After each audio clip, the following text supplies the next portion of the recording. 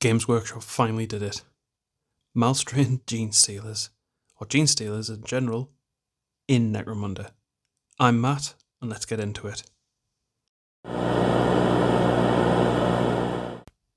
So the Malstrain Genestealers that came in the Hive Secundus box, you get 2 sprues of them. I'd already completed 3, and I just need to finish off the other 3 before I started painting these guys. Now, the build was a little bit fiddly at parts. You have to obviously split the hand and join it to the arm on pretty much all of the Genestealers that you create. But it was a relatively straightforward process. Yes, I dropped a hand once or twice, but that's just because I'm clumsy. Overall, pretty easy to build. I was going to keep them off the base and just do like a little drill hole and a little handle, but I decided against it and I ended up gluing them to the base. So after I've prepped all the models and prepped all the parts and glued them all together, I took them outside, gave them a base coat of Chaos Black. That just sets a good foundation as to what paints are going to go on next.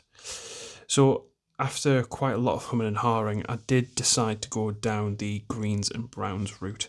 I hadn't really thought of any other colour scheme that I thought would be applicable for this, to be honest with you. I mean, there's loads and loads of the old Hive Fleet colours in the codexes that I have, and I'd had a little look in the Collector's Guide, in the Invasion Swarms book as well. I was predominantly looking at Tyranid resource for this, but I ended up going down the greens and browns route. I thought it's not necessarily a safe bet, but it'll be quite a high contrast colour in comparison to everything else that I've done prior. So I went in initially with a moot green, so 2 layers of moot green just across the model itself, all on the skin, not on the carapace, and then finally I went in with a Quellia green shade, so that dulled it down quite nicely. I was pretty happy with how that turned out in the end, because it kind of took away the harshness of the green and made it less cartoony, so I'm pretty happy with that. And this is where we find ourselves. So I'm quite liking how this has turned out so far. The Quellia green shade is really nicely dulled down the moot green. As I say, there's been two layers of moot green, and then I've just put a simple Quellia green shade over the top, and the effect is kind of ideal. I don't actually think I'm going to go in with the darker greens on the top anymore. I think I'm just going to go on to the brown freckles that I thought to help sort of break up the difference between the carapace and spines and the actual skin tone itself. But so far, this is looking really quite sick. Yeah, I'm quite looking forward to seeing how the next stages go. So, for the brown stage, I went in with a Gawthor brown. Gawthor brown's quite a light brown. It's not too impactful, but it does sit quite nicely and shade down quite nicely as well using Agrax Earthshade. So I went in with the Gawthor brown. I went in with all of the spines, the carapace, the nails, and the talons as well on the actual miniature. It sits quite nicely initially, but as soon as I had it on, I liked it, but it was a bit too bright. So yeah. Also, for those who I want to know, I am watching Arbiter Ian's Hive Secundus video. I'm just getting a bit more familiar over with the lore. I do enjoy that kind of thing, and it's good to have on in the background whilst you're painting. I usually flip between sort of information videos like that, and I've got a handful of podcasts that I flip between as well. Some City Radio has become quite a big one for us, to be fair. That's more an audio podcast than it is a video one, but it's absolutely class. But anyway, I digress. So our 2 base colours are pretty much done now. We've got moot green as a base layer, and we've got Gawthor brown as a base layer as well. So we're about to go on to the Agrax Earthshade step. So let's do it. So far so good. So I'm going to go in with the Agrax Earthshade now, see how that turns out. Do a little bit of touch-up work on the green again, and then I'm going to move on to doing some of the finer details, such as the tongue, the vents. It's got a couple of spots here and there, and I think I'm going to go in with yellow for the vents and spots, and the eyes. We'll see what I do with the eyes. So we're going in with Agrax Earthshade now on the carapace, the spines, the nails and talons. And then we're also going to use it on the teeth in a little bit. For the teeth specifically, I went in with Ushabti Bone first, and then I used the Agrax Earthshade just to bring it back down to give like an off, disgusting sort of, grotesque tooth look. Now for the eyes specifically, I went in with the Abaddon Black first and foremost, and I finally decided upon Lunar Eclipse by Turbo Dork. It's the purple colour shift metallic paint. Really, really cool effect, and as you can see, when it dries, it gives that little sparkle, and obviously with eyes being eyes, you want them to be a little bit more shiny, as opposed to being like a dull and a matte colour. So for the tongue, really, really simple, Screamer Pink, and that's it. I would have gone in with a shade. I do have a shade that I usually use, which is the Caribou Crimson, but for this one I just decided to keep it as a simple Screamer Pink.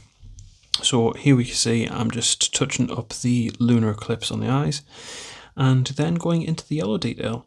So yellow is quite an annoying colour to paint. It does require multiple coats, it does require a little bit more care and attention, but when it is done, it does look pretty cool. I go in with a Seraphim Sepia shade after the fact, just to kind of bring some of the detail back, because you find with yellows it does matte out the actual detail work of the model itself, and that's not really good when you want that high contrast, high detail work on your model. So yeah, it's been pretty fun. I've got another 5 to paint, but once all 5 are painted and the bases are done, I think overall I'm going to be quite happy with how these have turned out. The spots are quite frequent across the body, so having like little dots of yellow here and there, it's been quite interesting to look at. But also I've decided that I'm going to do some brown freckles on the upper shoulders and the tops of the legs, and quite close to the actual carapace. And then on the carapace itself, I'm going to do some lighter brown spots at the very, very bottom of the carapace, kind of giving that illusion of a blend between the two. If anybody's seen the coconut crab paint jobs that are floating about online, you'll know exactly what I mean. So let's have a look at the model so far. Hello. So I'm pretty happy with how this is coming out so far. I think the eyes themselves, they are pretty sick. They work out quite nicely for how I'm envisaging. The brown needs a little bit of work, I think. It's a great looking model so far, and I think all of the colours really work well together. However, as you can see, the brown is still quite light. So I think I'm going to go in with some Rhinox hide. I think I'm going to go in and do some of the freckle and speckle work on the upper arms and chest and the tail as well. But then I'm also going to do some work on the actual carapace with either a lighter or a darker brown at the base, just to give that kind of blend through. So I think it's going to work out quite well, but we shall see how it looks. So after I hummed and hawed about the brown situation, I couldn't quite work out whether I wanted to go dark to light or light to dark, or what I wanted to do. So I just initially started with the Gothor brown and went on to the shoulders and arms, doing the stippling dots. Now, spoiler alert, I actually didn't decide to continue this for the rest of the models, and I'm going to go back in later on and touch up the brown speckles on the shoulders and chest and whatnot. With some moot green again. I wasn't quite happy with how it turned out, but in the meantime I decided it'd be a great idea to break off the arm. So by accident I just knocked the arm, it split slightly, so I had to quickly go back in, redo the green, redo the gluing of the arm, and anyway. So I went back on to the spines and I actually added the Rhinox hide to the very top and did like a very light sort of dry brush type effect on it to kind of give a nice little blending transition between the Rhinox hide and the Goldthorpe brown. That worked out absolutely perfectly. It achieved exactly what I wanted to do. It gave the transition and blend a really nice, even fade, and it actually it deceives the eye in the right way. It did exactly what I wanted it to do, which what I was trying to achieve with the stippling motion on the shoulders and whatnot. So once I'd decided and hummed and hawed and finished off with the browns, I went onto the base. Now the base is a really simple once over with lead belcher. Now on other bases that I've done for Necromunda, I have added hazard stripes. I've decided against that for these guys. I think just keeping their bases simple and keeping the eye focused on the miniature is probably the right bet. So I went in with lead belcher. Then I went onto the rubble areas. There are a couple of bases here where I've added some of AK's concrete, AK's Rain's concrete texture. And once I'd finished off the Rhinox side on the rubble area, I just highlighted the areas that I needed to with the lead belcher. And then finally, quick weathering tip for bases like this, AK streaking grime. Grab a Q-tip or a cotton bud or an earbud or whatever you know it as, dab it on the lid of the streaking grime, and then just dot and smear as you go. And this is what it looks like when it's all done.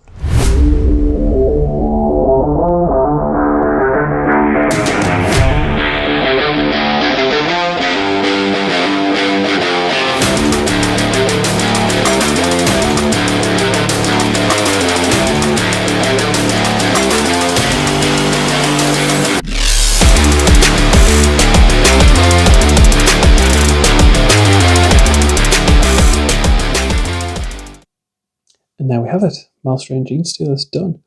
I'm pretty surprised with how these guys came out. I'm pretty happy with the green. I think the moot green was a really, for me, it was a step outside of my comfort zone, but it was a good choice, and I'm quite happy with the results of what I've been able to achieve with these models.